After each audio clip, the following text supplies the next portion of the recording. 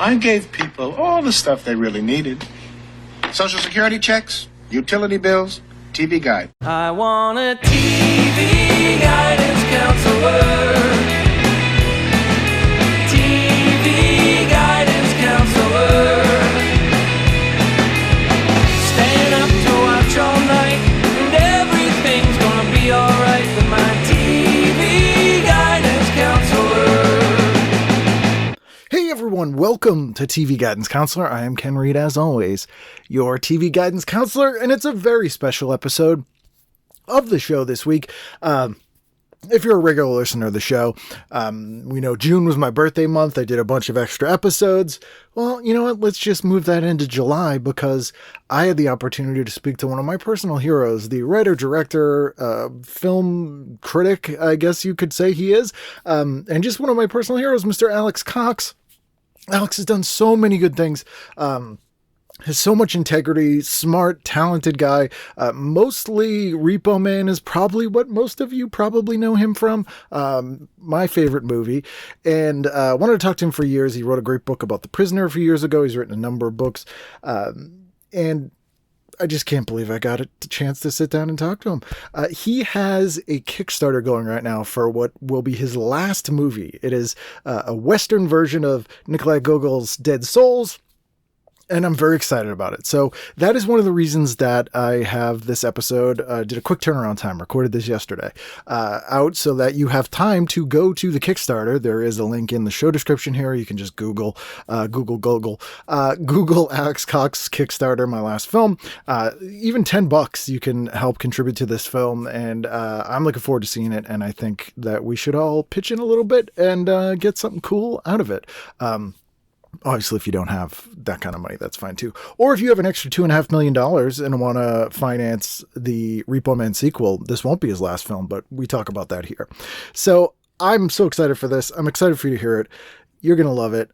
Sit back, relax, and enjoy this extra special bonus edition of TV Guidance Counselor with my guest, Alex Cox. TV is my friend, and it has been always there for me.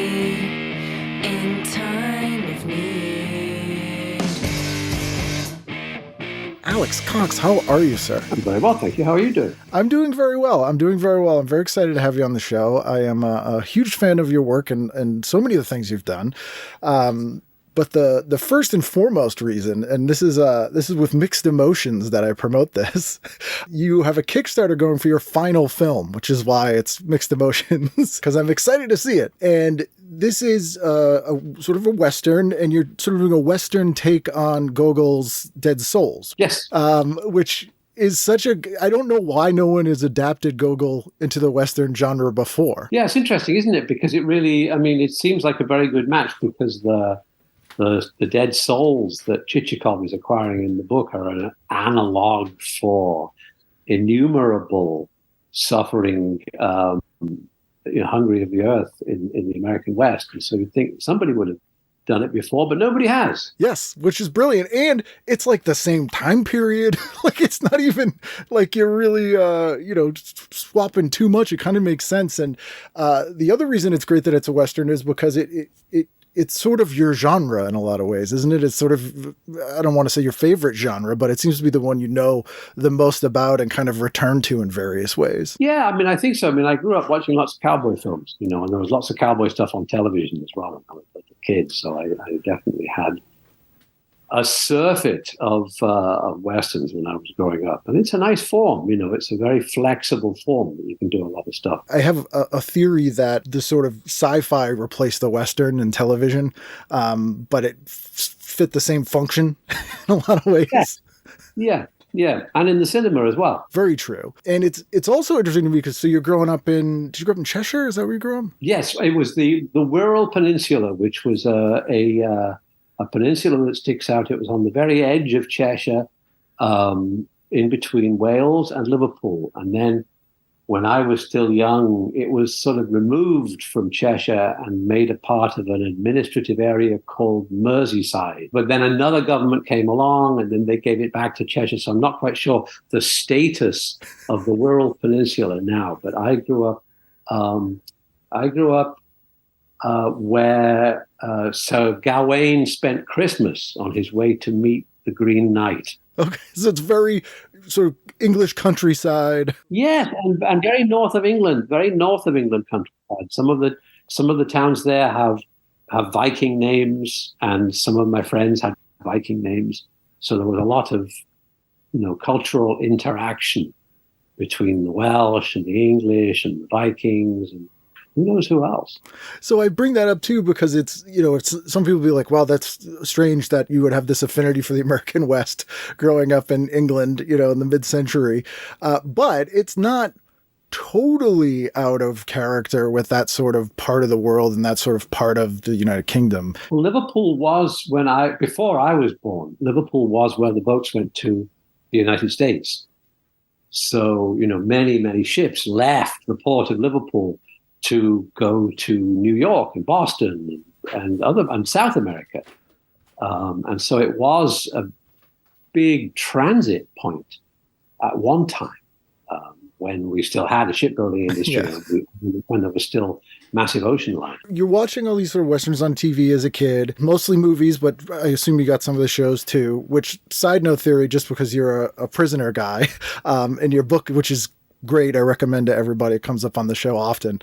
I also think that the rifleman is to Branded as Secret Agent Man is to the prisoner. Oh, that could make sense because he could be the same person, couldn't he? Yeah. Chuck Connor could indeed. He was innocent, not a charge was true, but the world will never know. I mean, it's possible that is the same individual. And of course, there was that debate in prisoner circles as to whether McGowan's character was the Danger Man or whether he was somebody completely different. But at a minimum, the making of that show is a direct reaction to the Danger Man. Yes, and also, and perhaps this was true with the Chuck Connors shows as well, is that the one enabled the funding of the other because the success of Danger Man gave Lou Grade the confidence to give McGowan this money to essentially go and do whatever he wanted, thinking that it was the further adventures of John Drake. We're buying a cash cow here, and then instead you get this metaphysical rumination on what it means to be human in the 21st century. And he's like, oh, what did we get? Yeah, you get something completely different. And then there's, of course, the whole controversy about how many episodes were intended.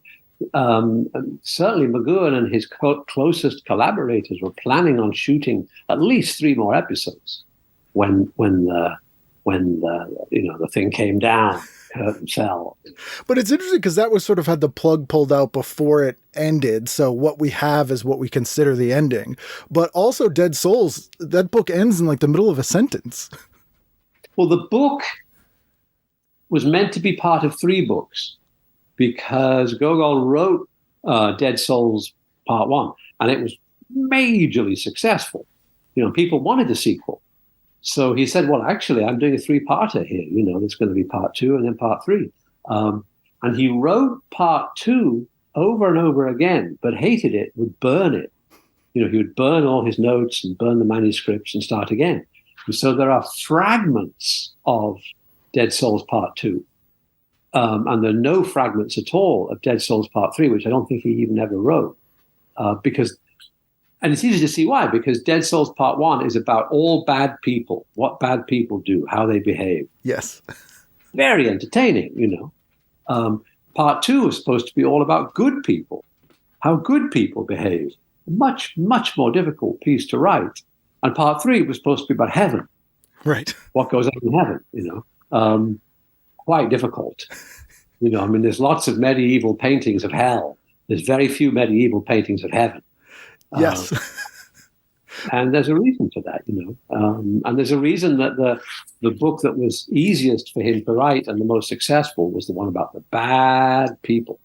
And about bureaucracy and loopholes in a weird way. Because the main character, that's one of the things I love about it is all those, especially the spaghetti Westerns, had a sort of, a supernatural undertone, but weren't necessarily supernatural. Is it Kioma or Django where he's pulling the coffin? Oh, Django at the beginning, he's dragging the coffin through through the field of mud. You're like, is there something sort of supernatural go? But it never is. And Dead Souls is kind of like that too, because you're like, he's collecting these souls. What is he doing? And it's like, oh, it's just like tax fraud.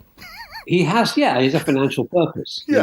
He knows that if he acquires enough names of dead people, he can turn them into money or into advancement, or he can become a nobleman. Right. There's some way that he's going to gain an earthly advantage by acquiring all these dead people. And that's thus our project too. There's some way that our protagonist is going to, like a good spaghetti western hero, is going to turn the dead into dollars. And that the spaghetti western genre was, as I look at like the Rifleman and Branded, where the Rifleman's very black and white, like classic American 50s Western, and Branded is a little bit more morally ambiguous. Like it's sort of more anti-hero, or, I mean, I might be giving it a little more intellectual juice than Branded deserves, but comparatively, it's sort of that late 60s, like everything's not all black and white. Maybe people aren't just good and bad. And I feel like the sort of final phase of that shift was the spaghetti westerns, where now it's like almost to the point of Dead Souls. Are there any good people? And and in the spaghetti western, every so often there is a good person, but most of the people in Italian westerns are not good. They are bad, It was interesting because I was talking to somebody the other day about the television prologue that they shot for A Fistful of Dollars when it first played on American TV. And they actually hired Monty Hellman, the director, and Harry Dean Stanton, the actor, to create a prologue in which Clint Eastwood's character is released from jail to go and clean up this Mexican town because there's criminality there. And why they felt the need for that, it says a lot about the television executives of the time, that the film had been very popular, but they couldn't figure it out, and they felt there's got to be some context here. There's got to be an explanation for why this amoral individual shows up in this town and figures out a way to make money off the dead. But it's funny, too, how they get it so wrong, because at the end of the sequence which Monty Hellman directed, obviously he hadn't seen A Fistful of Dollars. No. And so in the end, they show they have a couple of clips of Eastwood's face in tight close-up, but they got a stunt double playing Eastwood with the poncho. And at the end of the sequence, at the end of the setup, they have him climb aboard his horse. And somehow the horse turns into a mule in the very next scene, because when Eastwood's character shows up in San Miguel, he's riding a mule. But again, that was walk. that was just too puzzling for them. They couldn't have the American hero show up on a mule. It's going to be on a steed, a beautiful Lone Ranger steed. Fine horse. Yeah. When you went to school at UCLA on that scholarship program, sort of, or was it like a fellowship program? Fulbright grant. The Fulbright Institute. Was that the first time you'd actually been to the U.S. when you went over to go to school? Yes. Yeah, it was the first time. I mean, I and my girlfriend, we went to New York. We flew to New York and waited in New York City for several days to get what used to be called a drive-away car, which was when somebody had to go a long distance, but they didn't want to drive their own car. And so company would hire you to drive that car out west. And we waited for a few days and then were given a Ford Mustang. Nice. And told that we had like 6 days to drive it to Los Angeles. And so that's what we did. We just drove west and we went through Cincinnati and Kansas City and, of course, detoured via Monument Valley. Oh, you have to. Don't you? And ended up on a street called Sweetser in West Hollywood and delivered this lady her Mustang. And that was my introduction to the United States. And you rode into town on a horse in many ways. Oh, yeah. Isn't that right? I rode to the town on a Mustang. That's right. Yeah, Ride Away's the only other time I've heard them come up is in Eric Red's The Hitcher. That's what the main characters do in a drive away across country. A drive away car. Yeah. That's interesting. I'd forgotten that. Yeah, which is very. I suppose that doesn't happen now. I suppose I don't know. I certainly don't hear of it, but that kind of transition doesn't occur so much. yeah, I feel like people will dispose their car, buy a new one when they get there. I don't know when we get there. Yeah, just throw it away. So having seen the U.S. sort of only from movies and television, presumably, how did it compare to what you thought it would be like? Because I don't know who originally said this, but I've heard it via Alan Moore, that in the UK 100 miles is a long distance, and in the US 100 years is a long time. So many of my friends from the UK are like, oh, it's so much bigger than I had anticipated. Yeah, I guess we didn't really think about it because we knew we had to cover a certain number of miles every day. I think we had to cover something like 500 miles a day. So we just did. We were young. When I was like a young guy, I would cover 500 miles a day on a motorcycle. Yeah. I can't conceive of doing that now. I can't even conceive of driving 500 miles in a car or a truck now. I mean, that's a long way, and there's no pleasure in it, No. My maximum now is about 250 miles is what I can do. That's more than even I have. If I get offered a gig, I'm like, it's more than 15 minutes away? Ugh. Yeah, but that's the thing. If you want to go from Oregon to Arizona, one way or another, 1,000 miles or more. You got there, what was it, about 1980, 79, 80? No, that would have been 1977. 77, okay. The punk thing hit with you in the UK? Not really so much. I mean, I was in Bristol when the punk thing started happening, and that was 1976. And I remember seeing a member of the Bristol band, the Cortinas, walking down the street one day, and he had a leather jacket, and written on the back were the words, was the number 1976. And I thought, oh, that's good. That's interesting. He's onto something, And but I didn't really get into the punk scene until a couple of years later in Los Angeles, when it all started burgeoning there. And that's, for people who haven't read, I've recommended the books that John Doe did, The More Fun in the New World, and the second book, which I'm forgetting the name of.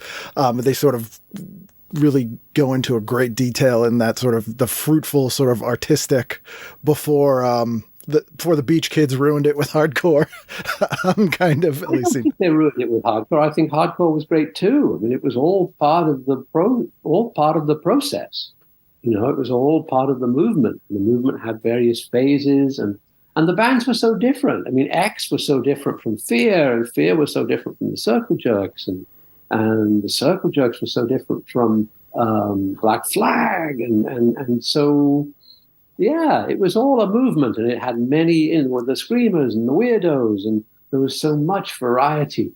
The Plugs, the Plugs.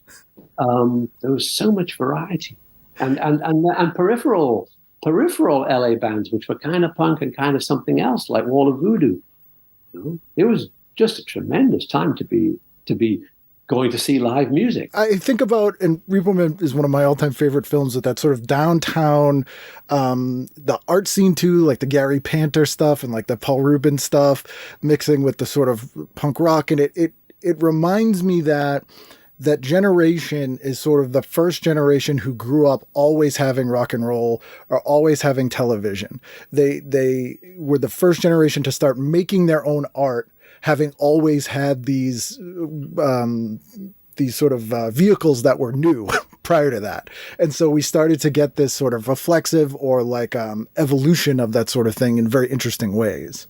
Yeah, and it starts to reflect on the pre-existing form, because they've grown up with rock and roll, so they start to make a new type of rock and roll. And that was very interesting. So you were actually in the U.S. when the sort of events of Sid&Nancy were going on in the U.K. Yeah, or really, the events of Sid&Nancy were really more an American New York phenomenon. Yeah. But the Sex Pistols, yes, I was in Los Angeles while the Sex Pistols were happening. We thought that the Sex Pistols were coming to L.A. Yeah. I never saw the Sex Pistols play, because their next venue after the Winterland was supposed to be L.A., but they didn't come. The band broke up in San Francisco, and they didn't make it. Which is kind of better. Like, I feel like that was ultimately better than if you had just seen them and it was a fine show. Oh, no, I would like to have seen the Sex Pistols. I mean, I was lucky because I saw The Clash twice, both times in Los Angeles, and they were fantastic shows. And even a bad Sex Pistols show would have been much better than no show. True. I was trying to candy coat it, I guess, to make you feel better, but you're right. It was bad that you missed it. And you befriended Joe Strummer later. Well, he was looking for something to do. I mean, after the Clash broke up, he was looking to reinvent himself as something else, and maybe that was going to be a record producer. He produced a record for a band in Granada in Spain, or maybe he was going to be an actor, and he acted in a couple of films that I made, or maybe he was going to be an American recording artist, and he did that Earthquake Weather Earth album, which was really geared towards the American market, like he was trying to find his way into American rock and roll music,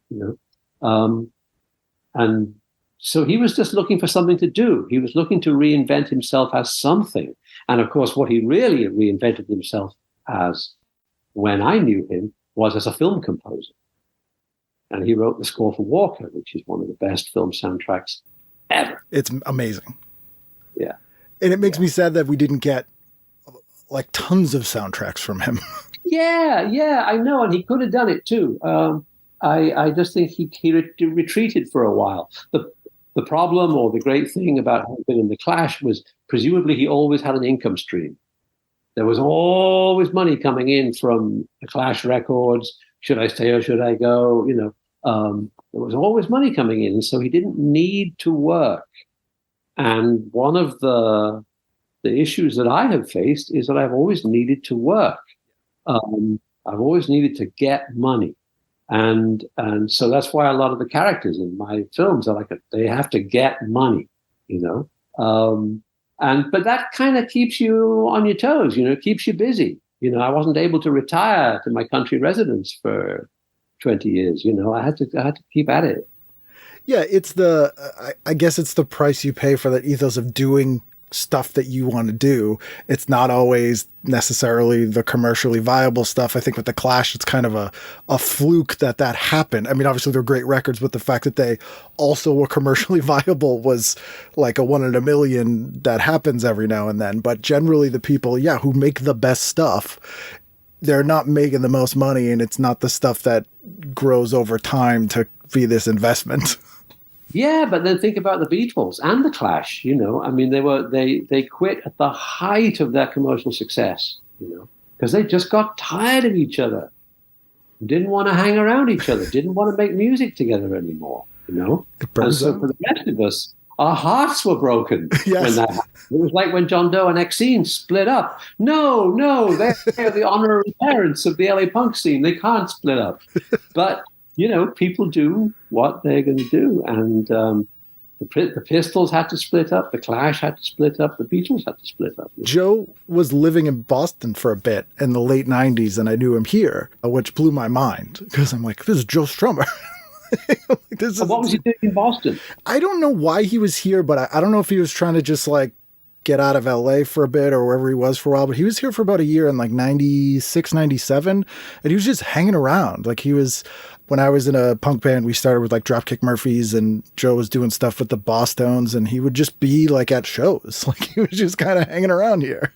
And it was insane because we're just these rinky dink punk bands, and we're like, freaking Strummer, and he's super nice and he remembers our names. Yeah. How interesting. Yeah.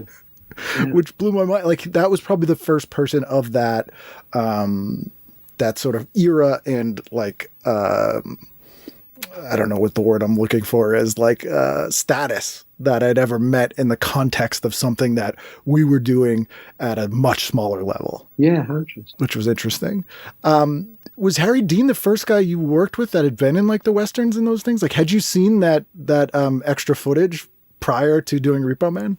Funnily enough, I did see it when we first came to the States. We were staying in a hotel in New York, waiting for the drive-away car. And I saw Fistful of Dollars on TV with that intro. But it's funny, I never talked to Harry Dean about it. I guess because I'd seen Harry Dean in other things that were much better. I'd seen him in a lot of other films in which he was extremely good. And, I thought of him from Two-Lane Blacktop and the Missouri Breaks.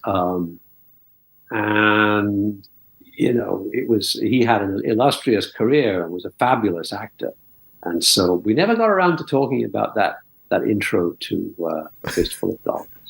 So you obviously huge movie fan, and some movies that are very difficult to see. I imagine they were when you were growing up as well, like stuff that didn't play on TV, and Movie Drome, which it is amazing, and you showed so many cool movies that had never been aired in the UK.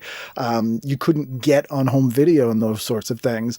But prior to that, you're growing up in a pre-VCR world. Were you just kind of combing the papers, seeing if these stuff would play at a repertory house? Yeah, we didn't even have a repertory house. We just had regular cinemas, But there were a bunch of cinemas in Liverpool and Birkenhead. There were must have been about 10 cinemas, 2 of which had multiple screens. Or 3 of which had multiple screens. So, in fact, there was a lot of films playing, and at the time, most of them were double bills. So you might see a double bill of an Italian Western with The Samurai by Jean-Pierre Melville. Wow.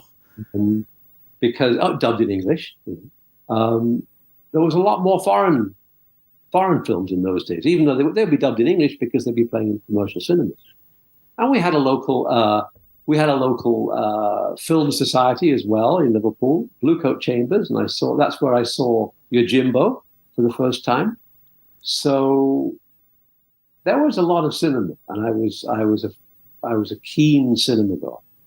Was there a film that, like, I know most of us who are big movie guys, there's always like a holy grail movie that they could not now because you can pull anything up on your phone, but for example, I remember to see Eraserhead, I had to take 2 buses and a train and find the one video store that had it, and it was like a 3-day excursion. But was there like a holy grail film that you had heard about forever and it took you forever to actually see?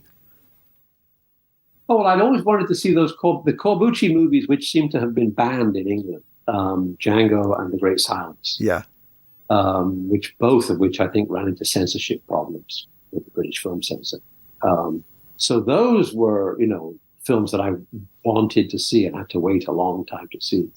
I saw Django finally. There was a US print in New York, and I persuaded the film archives at UCLA to somehow borrow the print. So we got a hold of the print, but then nobody wanted to screen it, because it was a stupid spaghetti Western. So I ended up watching Django on a flatbed, which wasn't the best way to see it. And The Great Silence I saw in Paris. I went to Paris, and I had a job working for a film distribution company in Paris, and I saw The Great Silence there. And that's where they told me, because I went, and my duties involved me going around to various distributors, including the distributor of The Great Silence, Le Grand Silence. And so I said to them, is this film going to come out in England or the US?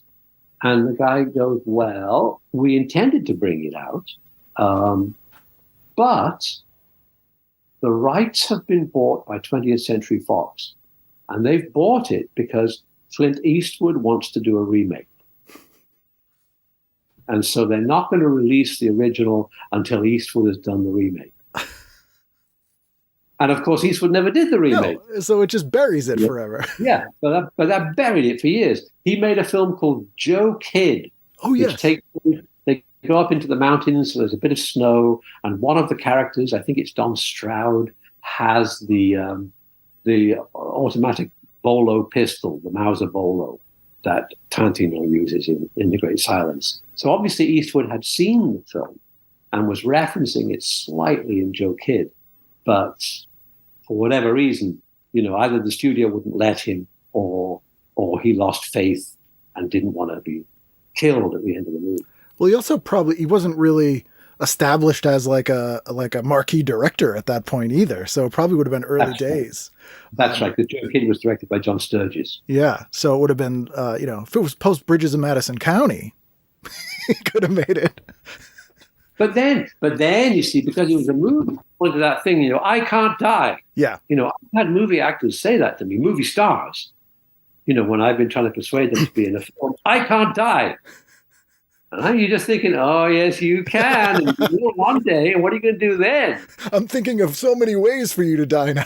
Yeah, But of course, what they mean is my character can't be seen to die in a film because it will diminish my bankability. It's all down to the bankability of the box office instead of necessarily what's best for the film, which is... Yeah, they're in a contest. Yeah. And they're not in a contest to make the best film. They're in a contest with other movie actors. Who can make the most money? You know? Who is married to the most beautiful whatever it is? You know, who has the biggest house or the biggest swimming pool? Sadly, that is the kind of thing that movie stars care about. It's endlessly frustrating that the way they attain those things is by utilizing creative people who almost their goal is the antithesis of that. And they're sort of forced to have to work together. Yeah, and they can't wait to abandon them, and they never help them. So that's very interesting. Which is why, you know, would this be the third or fourth movie that you've crowdfunded? This is the third film I've crowdfunded. And that is kind of an amazing process that we even have that ability. Yeah, and also, I mean, it's kind of, you know, and now it's really not thought of as such a viable way to make films as it was 10 or 12 years ago. You know, it's viewed as being more difficult, you know, so there was concern at Kickstarter as to whether we could make $100,000, because I was going to say, let's make the first goal be $100,000, and they're saying, no, you better make it less than that, because, you know, this isn't 10 years ago. But we've been very lucky. We've gone past $10,000, and we're hoping to get 125 or 150, you know, before it ends. Well, all my listeners, I'm going to make them give, so we'll get past that. Yeah, because unfortunately, money is the lifeblood of film. You know, it's a terrible thing to say, but you do need money. You need to pay people salaries. You need to rent locations. You know, you need to spend all this money to make a film. You need to rent those costumes and those horses and those wagons.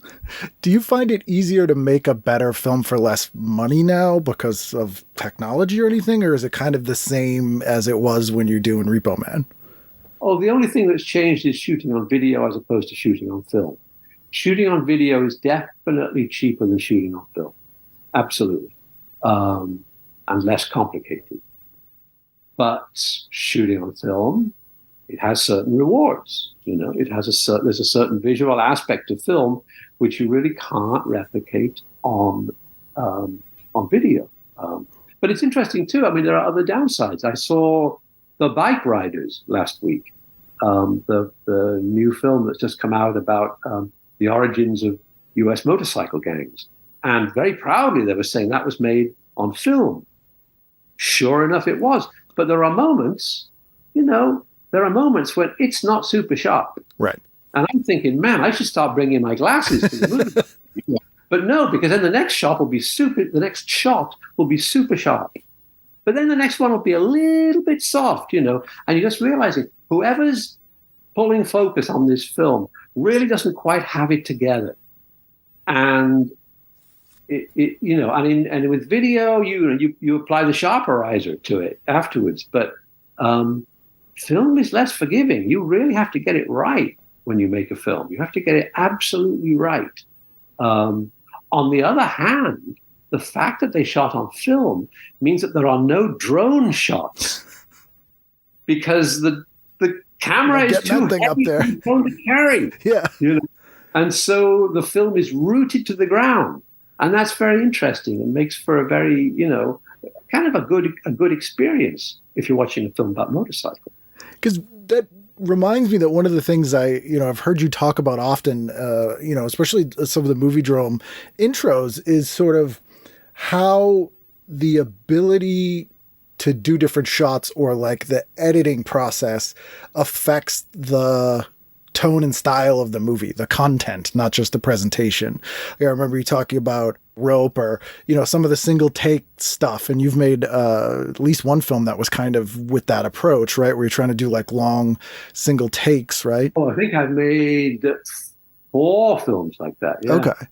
But it's a very different, people don't necessarily think about how those things affect the actual making of the film. It's not all post-production. We could have edited it this way or this way. It's sort of, you're thinking the film out differently in those sorts of shots.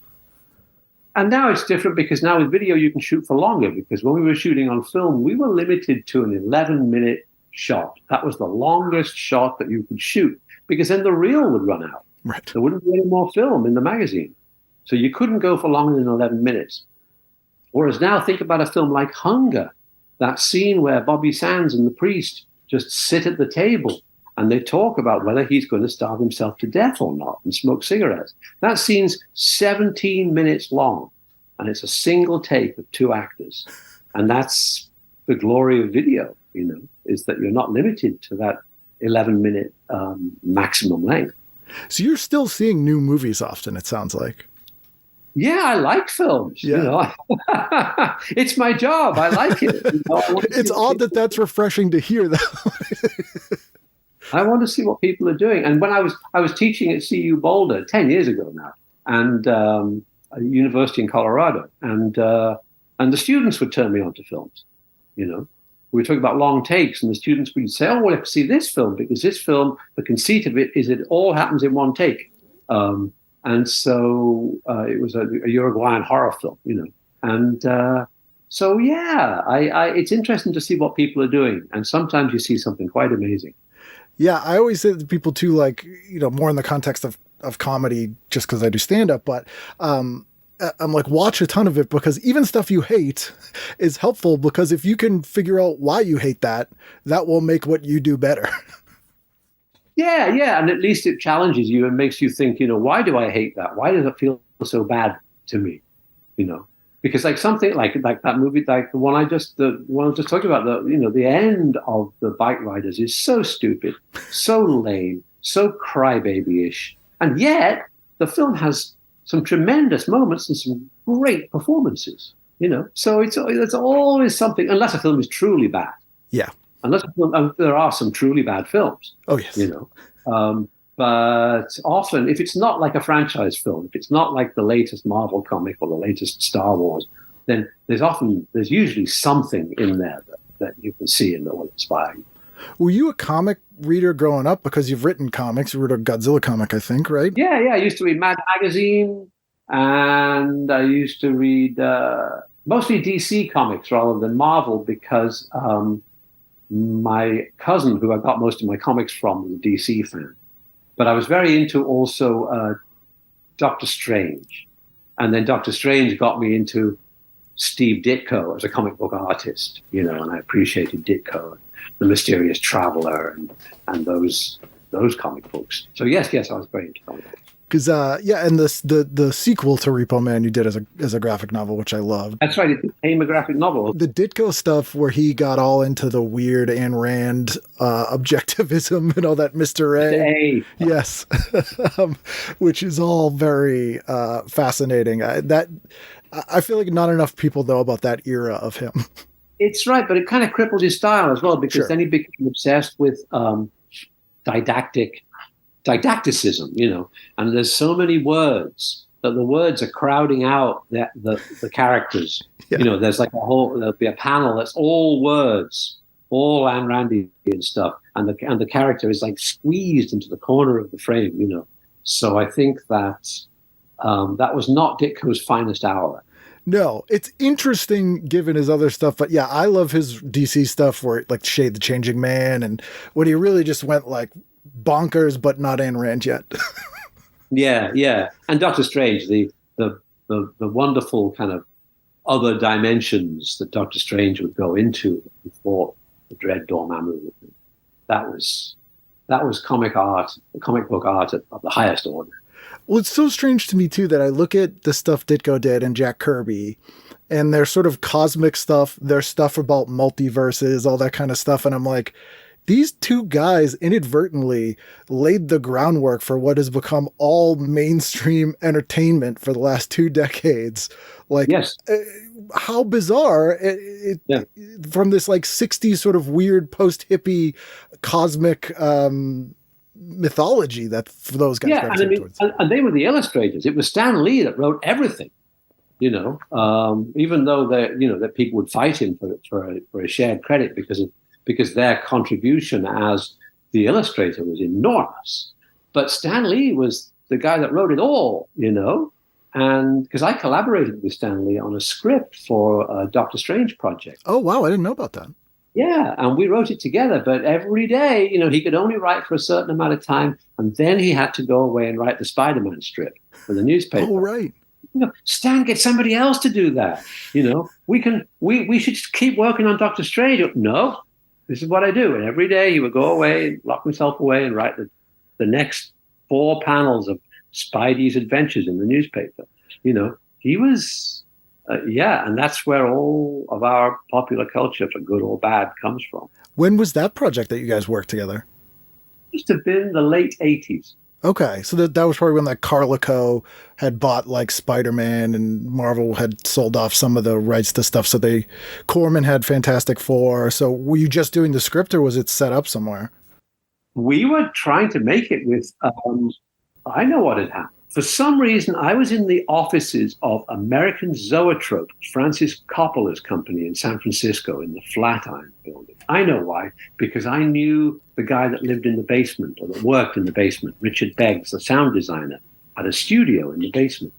And when Coppola had bought the building, they were thinking of kicking Beggs out. But then when they realized that he had this sound recording studio in there, they think, oh, no, we can work with you, So they kept him, and I was hanging out with Richard, and we'd gone upstairs for some reason, and Francis Coppola comes out of his office and goes, hey, listen, this guy Stan Lee's been on the phone. He's got the rights back to a whole bunch of his stuff. Are there any of his comic books we want to do? And I just happened to overhear this conversation and chimed in, Doctor Strange. So we developed it, and Stan and I wrote the script together. And there was talk of Francis getting his nephew to star in it, Nicolas Cage. Yep, who's a big comic guy also. Yeah, but it never came about. For some reason, it never came about. It was like my Mars Attacks project. It just didn't. It was a good idea, but it didn't pan out. When those projects, even if they're not necessarily the version of it you worked on, end up coming out in a different forms, you avoid them, or do you see them out of like morbid curiosity? Oh no, I'm interested to see them. I thought the Doctor Strange film was terrible. It was absolutely lousy. But I thought that Tim Burton's attempt at Mars Attacks began really well, because it was the only scene in the film that was actually based on one of the bubblegum cards, when the herd of burning cattle raced through frame. And years later, I realized that the mistake I'd made when I was writing the script, and the mistake that he made too, was in not just telling the story of the bubblegum cards. It should just have been like 48 or 52 scenes, with no continuous characters, just one scene of Martian mayhem after another, being completely faithful to the bubblegum cards, the way he was in that opening sequence. Mm-hmm. And that would have been quite a film. Oh, yeah, that would have been amazing. And I think there's an aversion to that sort of episodic approach for movies, but when I think of movies that are structured that way, I pretty much always like them. And actually, Dead Souls is kind of set up that way. It's just there's such an aversion to making things that don't fit the norm. And because films often cost a lot of money, very, very square and straight people are handing that money out, and they'll only spend the money if it's like something they've already seen. Right. So if you're trying to do something different or original, it's very difficult. And that's why you end up making the difficult and original stuff for very little money. Did you see the Golgos TV series from a few years back? I saw the Russian version of Dead Souls. Well, that was just quality TV. That was like a BBC thing. There's one that it's Golgos. It is a character in it. Oh, really? Well, he's a character in this series too. You see him appear from time to time, burning the pages of the manuscript. But this is something else. So was this made in yeah? It's made in Ukraine, I believe, and Netflix aired it here. It's from maybe 3 or 4 years ago. It's really good. It he's a character in it, like a main character in it. Yeah. But the conceit is sort of all of his sort of writing is also kind of real. And normally I don't necessarily like that where it's like Edgar Allan Poe is solving mysteries or whatever, but it kind of works here. And the main, I think it's about 8 episodes, but the main thing they adapt is the witch, sit with the body for the night story. With him in it, and I thought it was really great. I think you would like it. I'd be curious to hear what you thought of it. Yeah, no, I haven't seen it. It's hard, foreign language programming. It comes and goes. But I mean, as you say, if it's on Netflix, it might still be there. Yeah, take a look if it's there. I think you'd dig it. And then speaking of which, like showing foreign films, I mentioned Movie Drum, which was for my U.S. listeners, was a show that you hosted for like 7 years, I think, right? On 4 years. I think that after I stopped doing it, it was presented by somebody else for 3 years. Okay, so it was 4 years, different seasons. You would show sort of cult films, but the thing that was always so refreshing to me, and I sort of put it in the same category as Jonathan Ross's Incredibly Strange Film Show, which was like a mind blow to me here when I saw it as a kid. But you would show these movies, and I've never seen anyone do this before or since. When you would host them, you were just so honest about your opinions of them without being ironic or the sort of making fun of the movie. You would be very much like, here's what I like. I think this is bad. Watch the movie. Yeah, I mean, I don't think there's ever been another instance of that when the presenter, because the presenter is normally like Robert Osborne, it's a guy in a suit and a tie, and you have to pretend that whatever it is you're about to see is the best thing ever. All-time classic. Yeah. And this wasn't like that. This, I could say, this film is really quite bad. But there's this one scene where they've designed the set around a packet of Gitan cigarettes. And so the color scheme of the whole interior is based on this pack of cigarettes. And that's kind of interesting, because that brings into question the work of the art director. What does the production designer do? And so that was interesting for me, and that was the great pleasure of doing it, was that I wasn't obliged to just be a front man. I actually. Did you have to fight for that, or was that kind of from the beginning? That was sort of the idea. That was just what I did, and so they just went with it. They hadn't found anybody else to front the show, and so and it seemed to be working okay. So I was, and also the producer of the show was a man called Nick Freand Jones, and he was very into those films. He loved those films. And so he was a great supporter of it. And it was really his show. I was just the guy at the beginning. But, I mean, I think if it wasn't you, we wouldn't have gotten that specific style of presenting where you're just this straight up, very honest about what you like and don't like in the movie. No, I think that's right, because that wasn't the house style. The house style is to just be read the liner notes. Right. It's either the greatest thing ever, or you're going to be like, this is so bad, we're going to laugh at it. And it wasn't either of those, which was amazing. Yeah, because if it's really that bad, you shouldn't be showing it anyway. You shouldn't be wasting people's time. Right. Exactly. That was why I can never understand people loving Plan 9 from outer space. If a film is genuinely bad, just let it go. I always struggle with that because it's the line I try to draw is sincerity and intent. So if someone's like sincerely they're trying to make a good movie and it's terrible, I always find that somewhat charming or something worth watching, because it's usually there's something in there that I'll be like, wow, this person's out of their mind. But it's the people who are like, I'm going to try to use the trappings of bad movies to make my own bad. I'm like, why are you wasting everyone's time with this? Yes. It's like, you can't make a cult film on purpose. It's not going to happen. No, that's the thing. You can't make a cult film on purpose, and people try. Oh, yes. But you can't do it on purpose. The cult thing is the result of the film. You can't decide going in that that's what it's going to be. Is there a movie that you love that you are surprised isn't a cult film? Like, doesn't have the cult audience that you would think it would? Well, I don't really, that's just a term that people use to describe films. And I don't really think about things in that way. I mean, I just think about things that I like. Sure. And whether other people like them or not is irrelevant. I might be the only person that likes it, or the only person that's seen it. How many people have seen Sin? by Konchalovsky. Not me. It's one of the best films we've ever seen. It's about Michelangelo. Okay. And it was made a few years back in Italy with an Italian cast. It's absolutely fantastic, but nobody's seen it.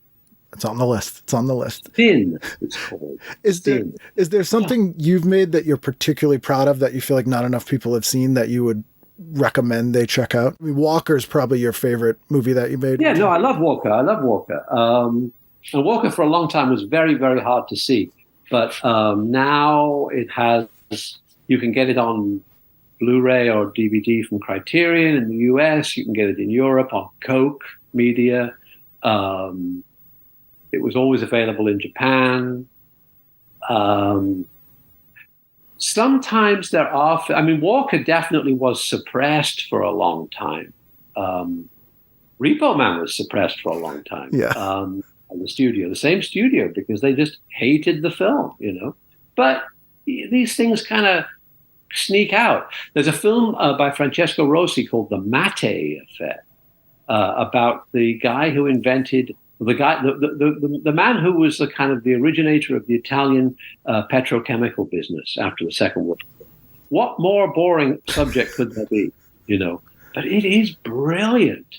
It's amazingly political, and it's a thriller. And it's called The Mattei Affair. It stars Gian Maria Volonté, and it's very, very hard to see.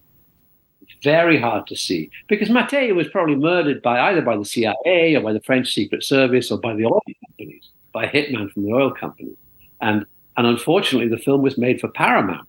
And Paramount at the time was owned by Gulf and Western, Gulf Oil Company. So not surprisingly, Mattei is very, very hard to see.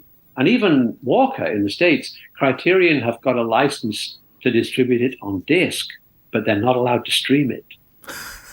Is it just because the studio is like, we don't want it that out there? Or? Yeah, there's institutional hostility to Walker, just as there is to Repo Man. Universal hate the fact that Repo Man is so popular. And I've been trying for 40 years to make a sequel to Repo Man. Yeah. Even going so far, I actually got back the US rights, so I could make a domestic sequel or remake or series based on Repo Man. But it's hard to do that if you don't own foreign, because what the investors want to do is they want to amortize their investment, not just from the domestic territory, but from the rest of the world. Right. And that used to be the way you got things done. You'd sell the foreign rights, and then you could kind of, for the U.S., do whatever you wanted in a lot of ways. And now it's sort of the opposite, right? Yeah, and isn't that weird? Because, in fact, that's the way it used to be. So you would find an investor who'd come in and just own U.S. rights, and then a different investor would own foreign rights. And that was the way it worked. But now it's the investors are very, very cagey. It is weird, because I would have thought that, with a film because the US is the biggest market for Repo Man. Oh, yeah. So I would think that if, some canny investor would spend $2.5 million to make a sequel to Repo Man, and they'd clean up. Oh, absolutely. That's a slam dunk. But still banging on the big door. Take my money, Yeah. Speaking of Repo Man, and just because I love this so much, and I've told it on the show before, so it'd be better to hear it from you, is the Melon Farmer edition of Repo Man, where the story is you kind of insisted you do the TV edit. Is that? No, I didn't insist at all. No. This is very like the introduction that they made for the television version of A Fistful of Dollars. Universal got in touch with me, and they hated me, but they got in touch with me because they were trying to come up with a re-edited television version, and they couldn't do it. They just couldn't figure out what to do, because by the time they'd cut out all the swearing and the drug taking and stuff, the film was only about 50 minutes long. And so, and they needed to go into the outtakes and put stuff back.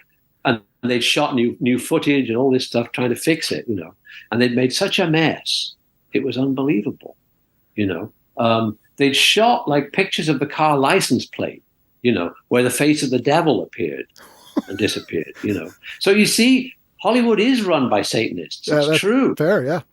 But what they'd done then was these were static shots where the car wasn't moving, and they'd intercut them with shots of the car moving and driving past. This is how little they understand cinema at the American studios. So anyway, they hired me, or they didn't hire me. I worked for free. They didn't pay me anything. I came in and re-edited Repo Man so that it could play on television. And Dick Rude, who was one of the actors in Repo Man, became the dialogue director. And his job was to direct Harry Dean and Emilio Estevez and all the other actors to say alternatives to swear words. And so I don't know who it was that came up with Melon Farmers, but that was on Dick Rude's watch. And it may even be Dick that came up with that immortal expression. It almost sort of conveys the message of the movie more than the regular cut of the movie in some ways to me, like that cut of it. Yeah, well, that's why when we did Straight to Hell, there is no swearing in Straight to Hell. There is not a single swear word in Straight to Hell. Because after Repo Man and after Sid&Nancy, we were tired of swearing, And the funny thing is, when the film got distribution, it received an R rating for foul language. There isn't a single swear word in the film. But I think that the part of the problem was Shane MacGowan. When he would speak, Shane MacGowan of the Clogs, he would go, could be a whole, it's like Popeye. Yeah, and so you wouldn't know what he'd said, and the film censor, again, was so the American Board of Film Patriots, or whatever they were called, was so confused by Shane, they assumed he must be swearing. I can't believe I've never heard anything so filthy in my life. I know. So speaking of Straight to Hell, which sort of brings us full circle to the new project, which a Western, and you shot it on some of the actual spaghetti Western sets, right? When you did Straight to Hell, and some of those some of the sets that you plan to shoot the new one on are still standing from that era as well. Some of them still exist. The town that we made Straight to Hell in has turned. It was Adobe Town, and it's gone back into the earth. So there's almost nothing left of it now. It's just a few lumps in the desert. But some of the other Western towns, such as the one that Carlo Simi, the designer, built for a few dollars more, are still there. And when he built that set, it was meant to be El Paso, the American city of El Paso on the border with Mexico. And so because our film ends in El Paso, or one of the last scenes is there, we thought, we've got to shoot it there. We've got to shoot it there. So the film is being shot partially in Spain on these original Sergio Leone movie locations, and partially in Arizona, because Arizona has the big cactus. So I hope we will get the best of both worlds in my last movie. And it's amazing to be, you've grown up, you're watching these movies, and then to be able to not only physically essentially walk onto the set of these movies that you watched growing up, and then to make your own there. I can't even imagine what that must be like. It'll be amazing, because I've never actually shot in this location before. And the scene that we're going to do there is the biggest scene in the movie. So there's extras, there's wagons, there's horses. It'll be really interesting. And to do it on a shoestring is even more interesting, because nobody's going to give us the time of day if it doesn't look amazing. So even though we're working on a modest budget, it's got to look pretty fantastic. It's got to hold its own with Once Upon a Time in the West. I have full confidence that if anyone could do it, you can. We will try. And with the help of everyone else. So I'll put links to the Kickstarter in the show description here. And for my listeners, you can, it's like as little as $10 is helpful to the movie. And there's all kinds of cool rewards you can get and all that kind of stuff. Yeah, we added some more stuff. We just added some more stuff. I mean, the one that we hadn't thought of, ridiculously enough, is you get your name on a wanted poster in the sheriff's office. This is awesome. But also we had a reward which completely sold out. All the gravestones?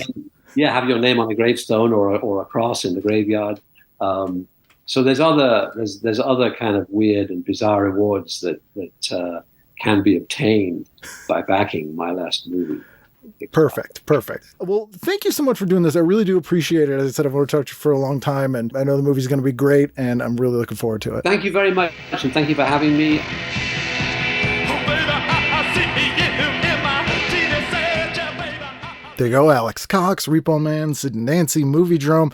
Just amazed that I got to talk to him, and he's done so many great things, and will do at least one more great thing with his last film. So go to the Kickstarter. If you have a couple bucks, kick into that. And how cool was that Doctor Strange story? I'd never heard that anywhere. That might be breaking news exclusive here on TV Guidance Counselor.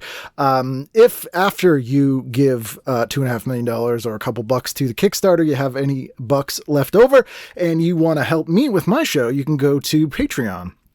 Patreon.com/TV Guidance Counselor, as little as $1 a month. If you did $5 and up a month, you get some bonus stuff. You get PDFs of the issues of TV Guide when we talk about specific issues of TV Guide. We didn't in this special episode, but we did earlier in the week. Or if you just want to say hello, I am at social media at Kenneth W. Reed or at TV Guidance, or you can email me at tvguidancecounselor@gmail.com or ken@icanread.com. Hopefully you are having a good summer. Hopefully we get this full amount of money for Alex so that selfishly I can watch the best version of this movie that can be made. And I'll be here next week with a brand new edition, so I hope to see you then for that brand new edition of TV Guidance Counselor. I can't die. You're just thinking, oh, yes, you can. And you will one day. And what are you going to do then?